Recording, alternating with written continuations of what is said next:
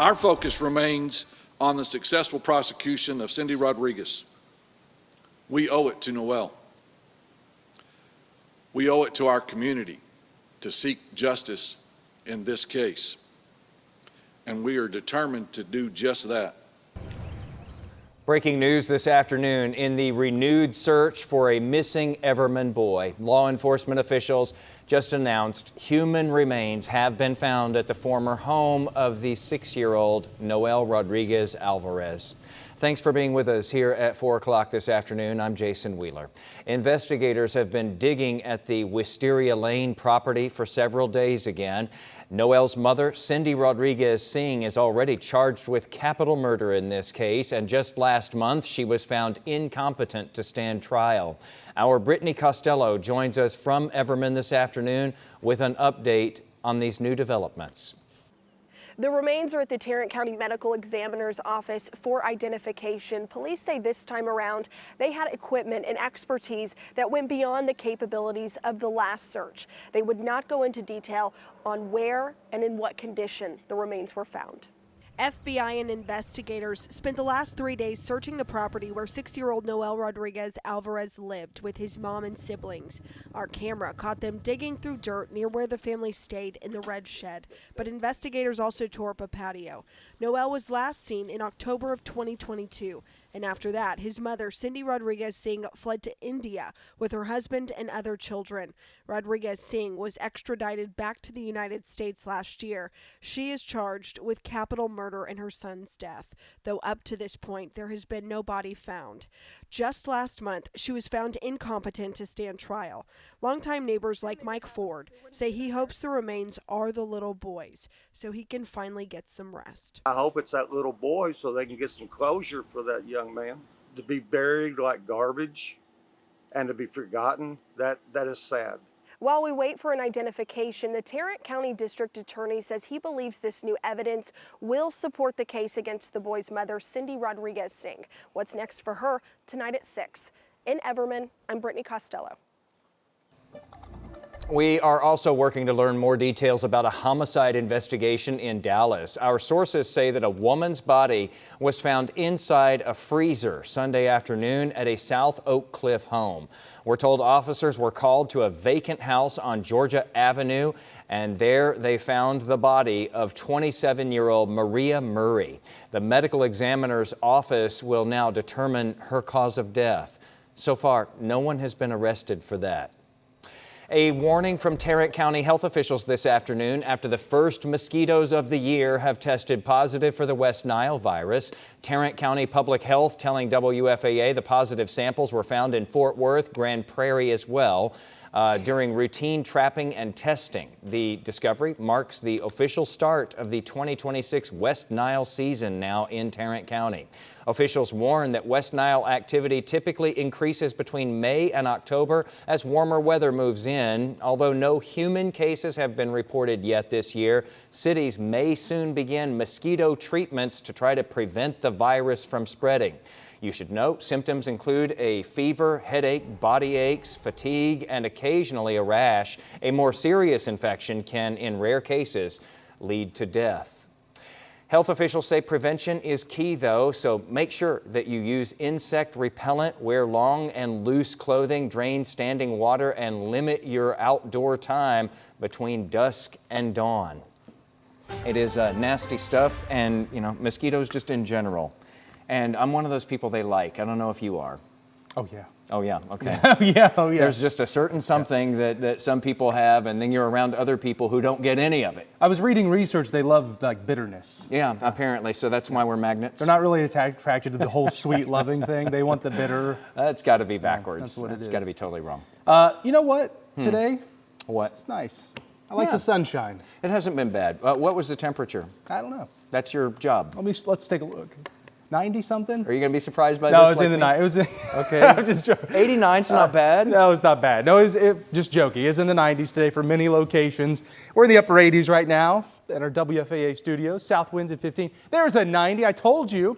90 degrees in Fort Worth with south winds at 17. We've had mostly sunny skies throughout the day today. We'll have a couple of clouds built in this evening, and then we increase the cloud cover overnight. We turn mostly cloudy overnight tonight. Watch. Here's 7 p.m. See this? I don't expect rain tonight, but clouds will spill into the area, so we'll have a veil of cloud cover on Friday. This is the morning, and I expect partly to mostly cloudy skies on Friday. There is a 10% coverage of scattered rain and a couple rumbles of thunder, especially Friday evening. I'll talk about that chance here in a moment. Saturday looks dry, warm in the 90s. Sunday, a little bit of a better chance for a few thunderstorms yet again in the evening. We'll time out the full weekend forecast, and the pattern turns rather unsettled after that. Your full 14 days coming up. All right, we'll see you soon, Jesse. Thank you. Tonight, Keller ISD leaders will vote on a revised plan to close 3 schools. The updated proposal would keep Shady Grove Elementary open, while Bear Creek, Parkwood Hill, and Trinity Meadows Intermediate would all close, which would impact about 3,800 students. The proposal, though, already raising new questions because Shady Grove was originally targeted in the first place, in part because the campus needed nearly $6 million in improvements. And again, that one is now slated to stay open. Happening now, President Trump visiting China for the first time in nearly a decade, meeting with Chinese President Xi Jinping. The two leaders discussing trade and deepening economic ties. ABC's Selena Wang traveling with the president in Beijing. President Trump and Chinese President Xi Jinping wrapping up the first day of their multi-day summit with a lavish state banquet. The American and Chinese people share much in common. We value hard work. We value courage and achievement. We love our families and we love our countries.